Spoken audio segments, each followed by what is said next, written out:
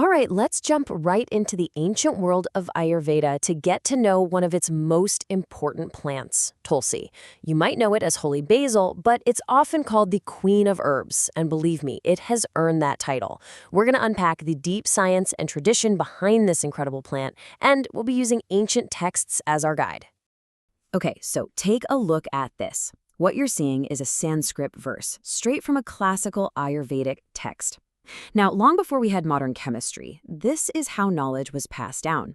This single line is basically an ancient blueprint, a complete profile of Tulsi's power, and it holds the key to pretty much everything we're about to talk about. So what is that verse actually telling us? Well, it's describing Tulsi's qualities. It's pungent, it's bitter, and it's good for the heart. It says it acts as a dipani, which basically means it stimulates your appetite. But here's the crucial part. It tells us how it affects the body's core energies. It says it increases something called Pitta while calming down Kapha and Vata. Now, to really get what that means for your health, we need a quick rundown of Ayurveda's most foundational idea, the doshas.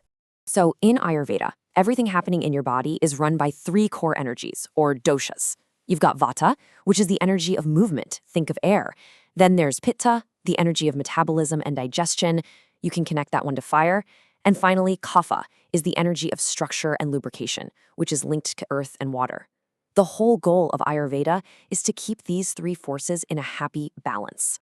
Now this is where it gets really fascinating. Ayurveda maps Tulsi's own qualities directly to how it affects you. So look at this table. First, its guna, its physical quality, is light and dry. Then its rasa, or taste, is pungent and bitter. As you can see, both of these things help bring down the heavy, cold nature of kapha and vata. And finally, its virya, its thermal energy, is hot. This also calms vata and kapha, but notice how it can slightly turn up the dial on the fiery pitta. So the key takeaway here is this. Ayurveda doesn't see Tulsi as just a random herb. It sees it as a precision tool for rebalancing your entire system. Okay, so let's connect the dots. Remembering how Tulsi brings down that kapha dosha, the energy that governs things like mucus and congestion, it makes total sense that one of its main jobs in ancient medicine is to be a guardian for our respiratory system. Yeah, the classic texts tell us Tulsi does two amazing things at once. First, it's a potent demulcent, which is a fancy way of saying it soothes irritated tissues in your throat and lungs. At the same time, it's a powerful expectorant, which helps your body expel all that excess mucus. It's this one-two punch that made it the go-to remedy for everything from a simple cough to more serious stuff like shortness of breath and even really persistent hiccups. And this just shows how practical this ancient knowledge really was. The sources give us specific, time-tested recipes.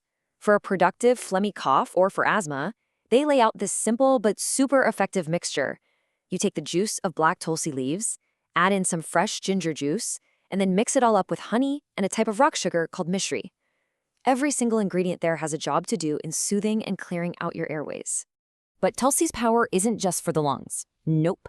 It also works on two other really critical fronts. First, strengthening our digestion, what Ayurveda calls the inner fire, and second, acting like a protective shield for the whole body.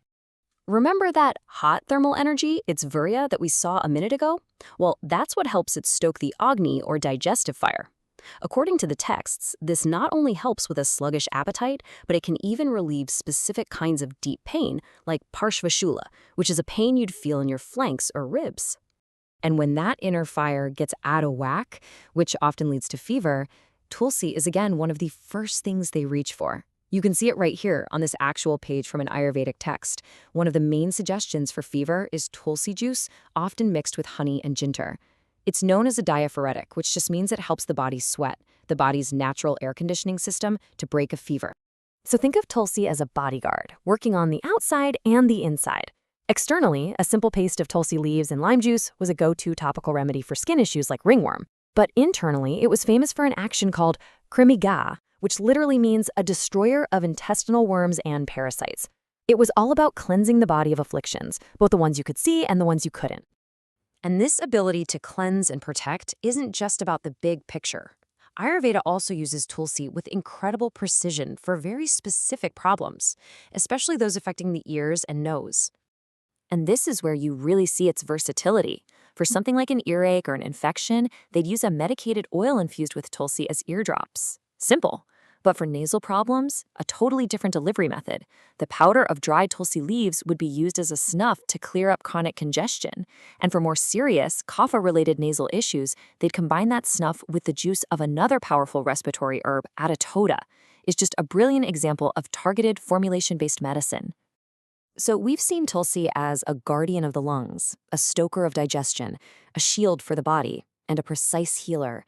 When you bring all these powerful roles together, they all point to its ultimate identity in Ayurveda, the supreme purifier.